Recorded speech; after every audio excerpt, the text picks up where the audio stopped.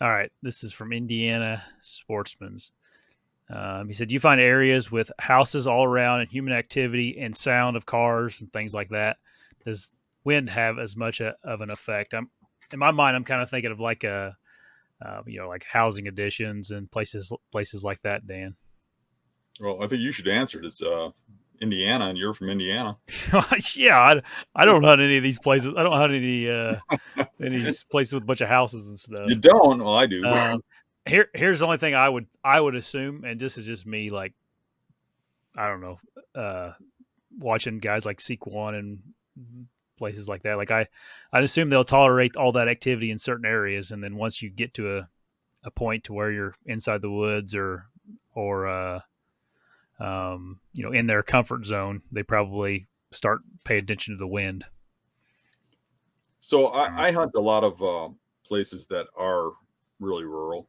I've got, or at least I have in the past, where you're literally right around people. Mm-hmm. And there's a spot right down the road here that's archery only that every now and then I go into. And I get in there, and there's one spot where there's a good bedding area, and I got to creep in right along somebody's yard, and you feel a little creepy because you can see in their yard and see the kids playing and stuff. It feels a little weird, but you're on the public land, right? But those people are usually not around. You go out there when they're not around. But I remember being out there, and their kids are out in the yard playing and stuff and running around, and a nice 8-pointer come out, walk past, can smell them. The wind's blowing right from them, pays no attention to all the noises they're making and everything, and hits my scent trail in the woods, just freaks, gone. You know why? Because I'm where I don't belong.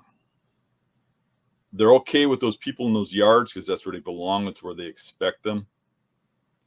It's when you creep into the areas where they live, and they live in areas where people don't go, even if it's right in the middle of these people. I mean, there's going to be, even if it's just a quarter acre, half acre, little spot where people don't go, they'll live in that little spot. And as long as you don't go in that spot, they're good with it. And then you got to creep that spot to really kill them. You got to get on the edge of it.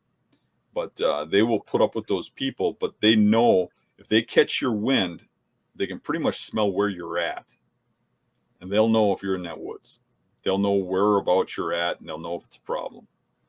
So, yeah, wind really matters in those situations. As a matter of fact, I kind of find that deer that are around people seem to have them pegged a little better. Like they seem to understand people even better, and they react to that wind even harder.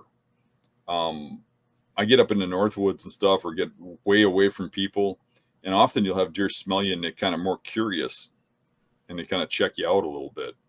Where I don't see that in real heavily populated areas as much.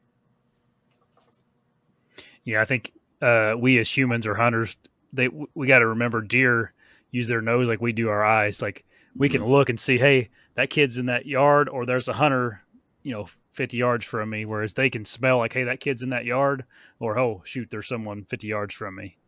So Right. anyway, It's the equivalent of if you walked out in your yard and there was a deer track in your yard, you'd be like, oh, a deer walked through my yard.